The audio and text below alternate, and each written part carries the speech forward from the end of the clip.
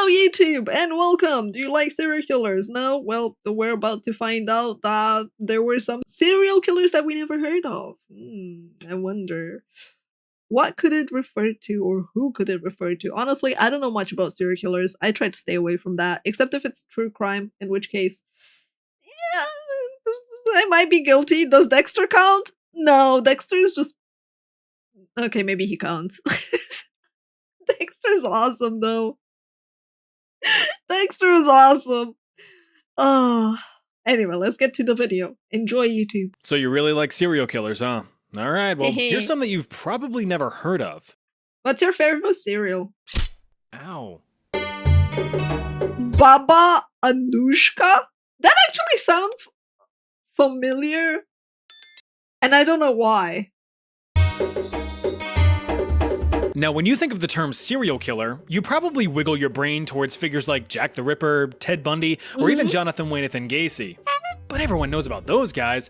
History has a myriad of murderers that have remained out of the spotlight. After and some all, women, humans too. have been going at each other in silly squabbles since the dawn of man. I say, your cock is bigger than mine. How about you? Oh, you dumb bitch. But first, we have to ask ourselves, what exactly is a serial killer? Well, according to the FBI, the definition has shifted its criteria across the years with differing requirements for the number of victims, motives, and all that jazz. But wouldn't it be someone that killed 3 or more people in a series? Like, not at the same time, maybe? That's what I would have assumed it is. The current definition as it stands is someone who forces at least 3 people to cash in their life insurance policies. Free people! Oops, free people. In 3 separate times or locations, often with a cooling or premeditation period in between. So with that out of the way, our first creature that meets this criteria is one Ana de Pistoia, more well known as Baba Anujka. She was a truly withering wicked witch back in the days of Yugoslavia, but before she was— That's why... Okay, that's why it was familiar. It's from Yugoslavia. I remember reading a tiny bit about, like, crazy women in close region to me. That's why it rang a bell. Yeah, I was like, that sounds oddly familiar. Just a walking wrinkle, she was a babe in her heyday. Probably. But after an unfortunate encounter with an Austrian stud muffin who left her destitute, devastated, and diseased at the age of 20, young Anna became reclusive, finding solace in the study of medicine and chemistry. Listen, just because I had a fascination with chemistry doesn't mean I'm gonna become a serial killer. Oh boy. She became quickly consumed in the world of medical treatments, both conventional and homeopathic. But after years of preparing potions and lotions in solitude, Anna's father stepped in and offered some advice. Medicine good, but baby is better. Go make baby. Many baby. And so, Anna was married off to a wealthy bachelor. A much older wealthy bachelor. Oh, but the boy. old geezer was still able to please her, or at least achieve the biological functions required to put a baby in her belly. 11 times. But since their genetic material—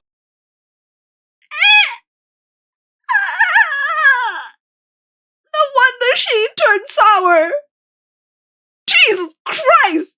seemed to be made out of a wet tissue paper, 10 of the 11 children crossed over into the shadow realm before even reaching adulthood, with Anna's husband trailing behind shortly after. With those eventful 20 years— Jesus! Dude, as someone that liked medicine and chemistry, having 10 of your kids, having 11 kids, and then having 10 of them die, oh my god! That sounds horrible. Of her life shrinking into the distance of her rearview mirror, Anna returned to her studies, setting up her own chemistry lab in her now inherited estate. She gained a reputation as a healer and herbalist in the local village, providing syrups, serums, and solutions to anyone in need. She could fix coughs and colds or mend bumps and bruises. This reputation gave her the name Baba Anujka, as she was seen as the caring grandmother of the village. Her services did make her a pretty penny, enough to pay the bills and live a comfortable life. But getting on in her years in the 1920s, the 80-year-old reclusive woman's ambitions took a dark turn. Why? She began to notice a pattern. Many of her returning customers were younger women that were victims of their marriages or their families. These women would confide in Anna about their experiences and their traumas. So she offered a new product.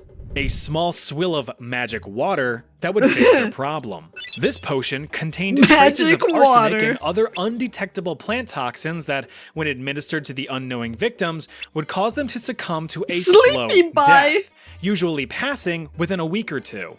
While conversing with any interested customers, she would gather pertinent information such as height and weight so she could calculate a proper dosage. But of course, this service wasn't free. A single potion could run you between 2,000 to 10,000 Yugoslav dinars, or roughly $600 to $3,000 in today's money.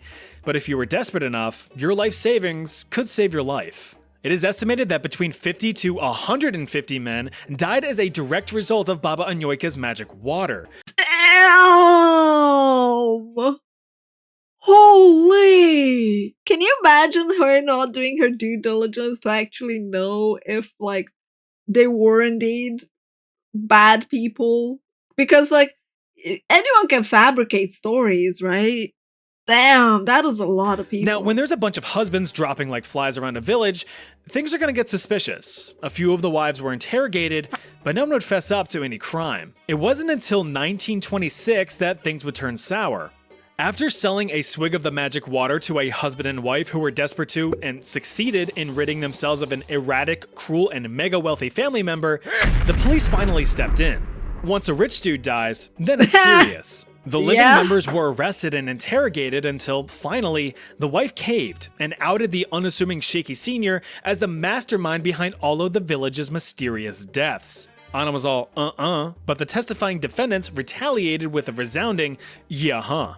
Many of the village's new widows claimed they had no knowledge of the poison within the potions, and that instead, the old woman used black magic to kill them from afar. Of course, now 91-year-old Baba Anujka was formally arrested in 1929 and sentenced to 15 years of hard labor, or whatever hard labor the dusty old bitch could even perform. She was released just 8 years later at age 99 due to her very obviously blinking health bar. She died shortly after her 100th birthday in 1938. She lived to 100? That's crazy, dude. She lived to 100. And not to mention, she lived for 8 years of hard labor at her age? Damn, they were built different back then. If there's a way to game a system, you can bet your fat tits that the scummiest of the scum will find ways to take advantage of it. Next on our list is Amelia Dyer, one of the UK's most infamous serial killers and one despicable excuse for a human being. And you've probably never heard of her. Back in the day in 1800s Great Britain, unmarried mothers kind of got shafted by the government after getting shafted by their partners. You see, in 1834, the British government struggled to keep up with the ongoing costs of feeding and housing the lower class. So the government, acting like the toilet that it was, just shite to pay for tea, biscuits, crumpets, OSRS membership.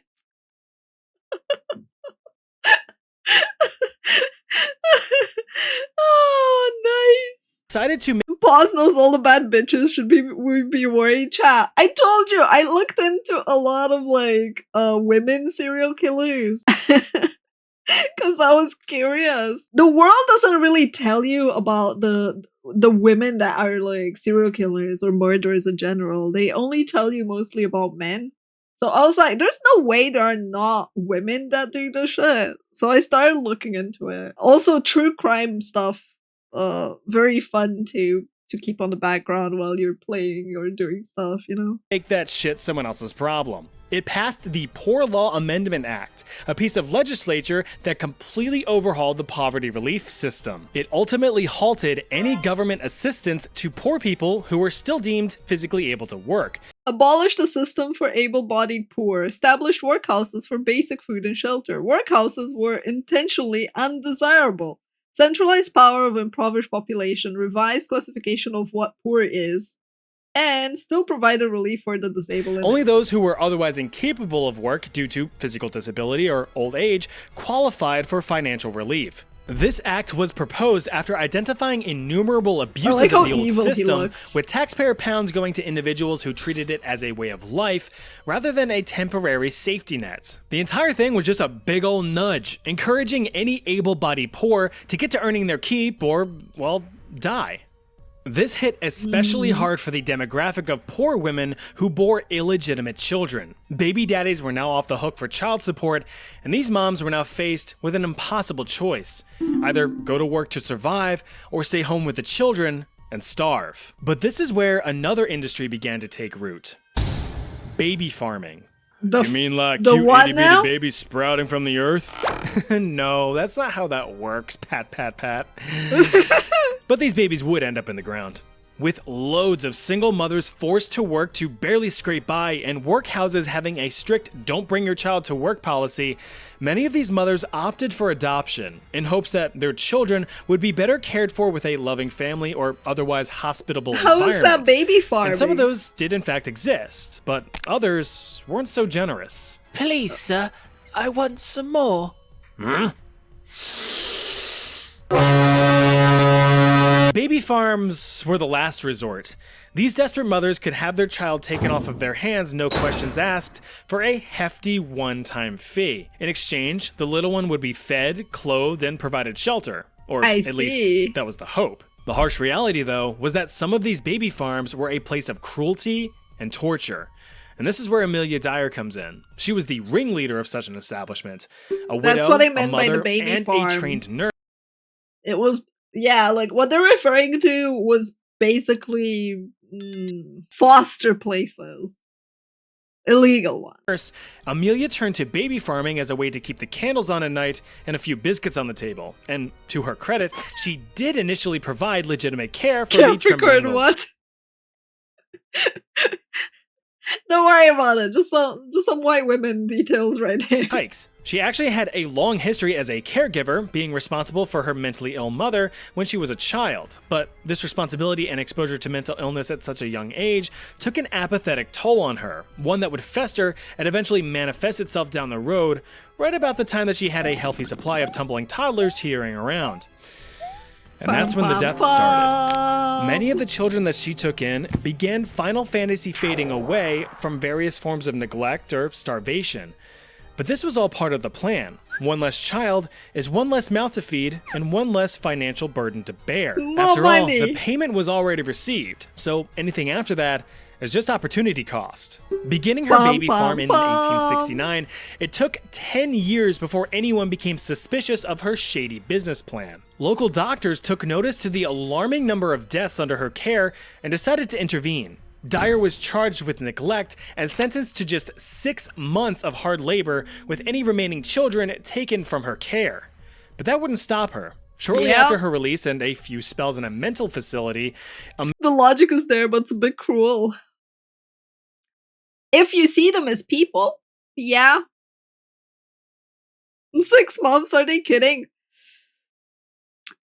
You know, back then, pledging to being cray-cray was in your favor. Amelia waddled off to Reading to start from scratch, and it wouldn't be long before she refilled Especially her when inventory you can't of children. properly prove Only this it. time, things would be more deliberate and precise.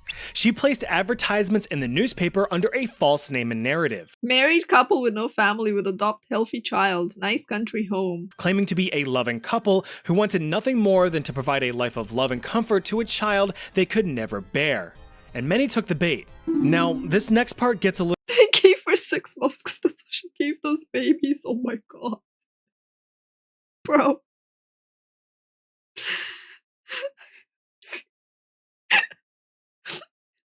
That's such a good comment.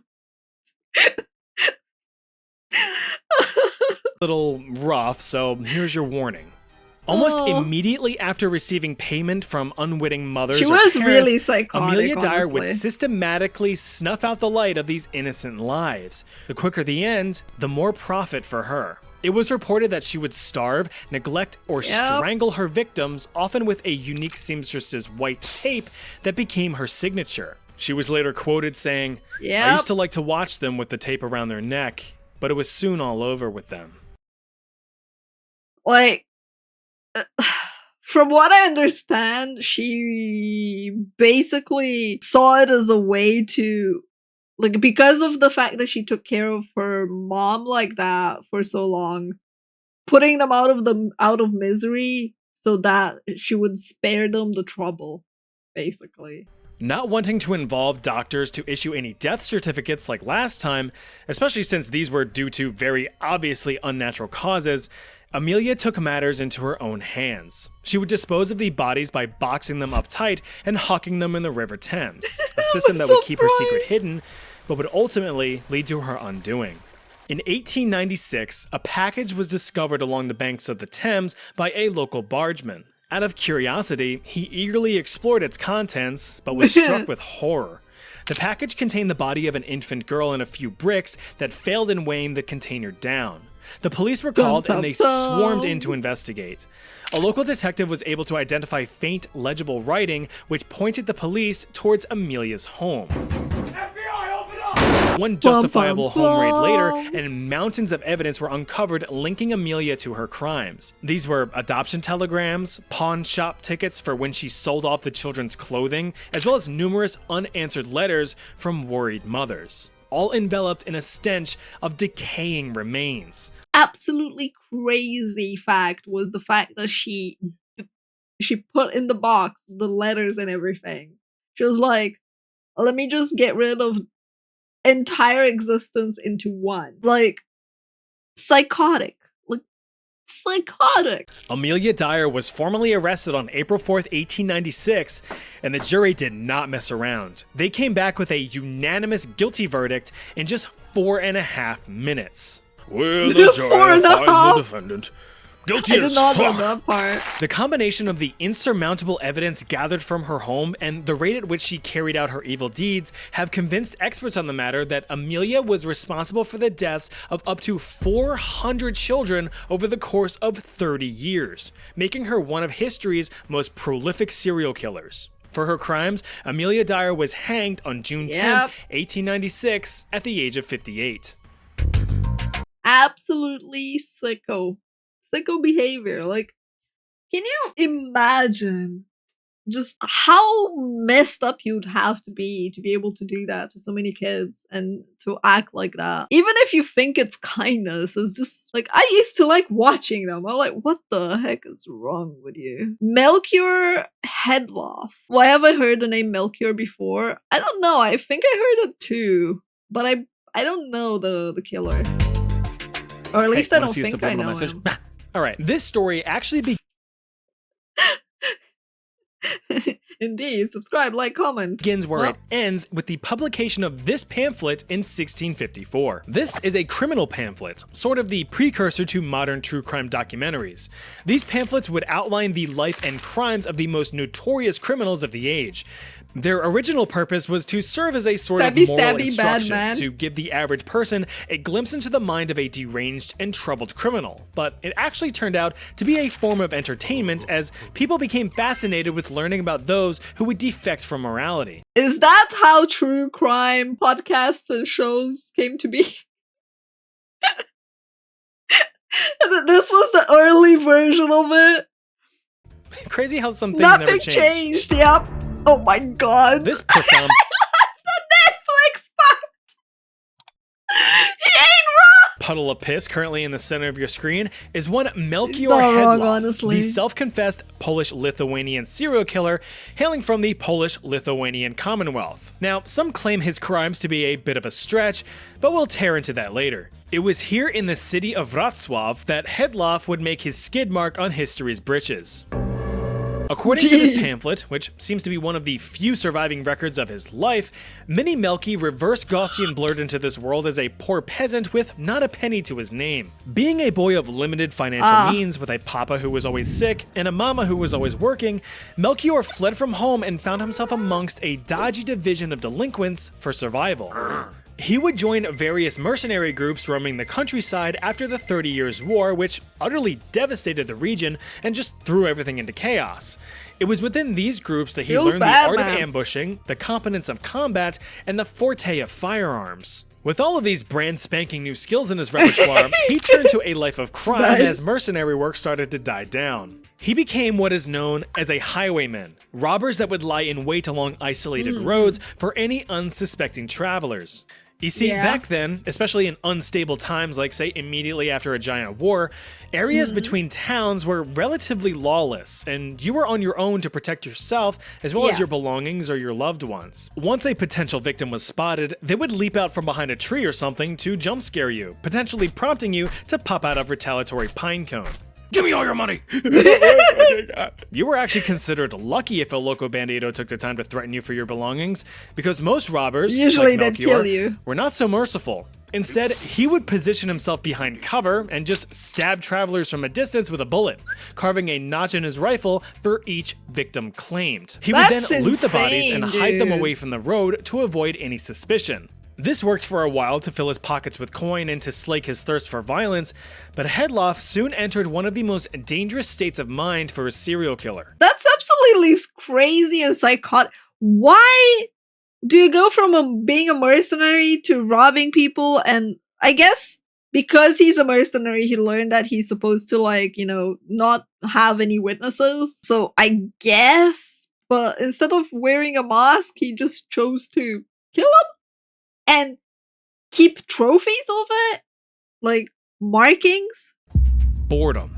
The thrill of just blasting no. people away and stealing their stuff soon became stale, and since variety is the spice of life, he decided to season the shit out of his future crimes.